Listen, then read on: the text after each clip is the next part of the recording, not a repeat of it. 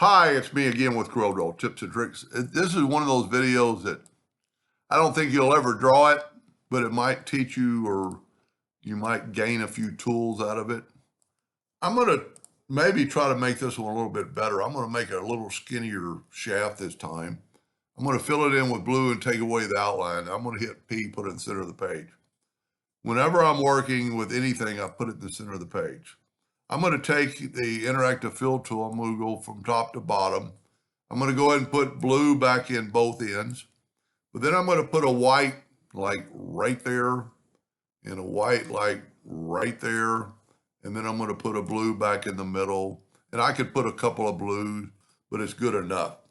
Now I'm going to take an ellipse, and I'm actually going to make this one a little bit smaller than I did the first time. And I'm going to make it blue and take away the outline and get my interactive fill tool, swipe across it, go right here to elliptical. Let me zoom in here and then move this toward the center. And if you move this one, it makes it round. If you move this one, it makes it oval. That's pretty cool looking right there. I'm going to hit the plus key on the keyboard and put one right there on the midpoint.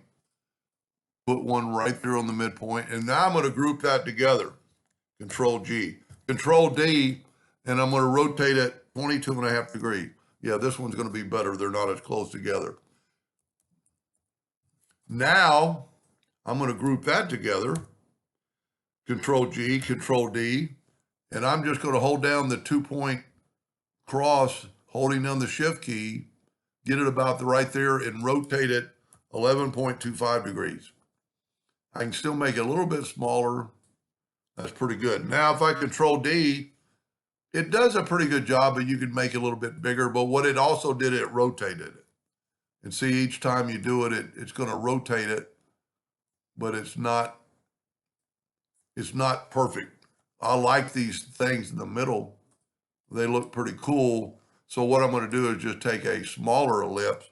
And because I work in the center of the page, I'm going to make that blue, and I just hit P. And then I'm going to, you know what I can do? Well, I don't know that I can use the attribute eyedropper because those other ones are in a group.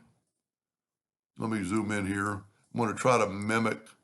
This would be a good one. I should have kept a copy. And look at that. This one's a lot better than that one.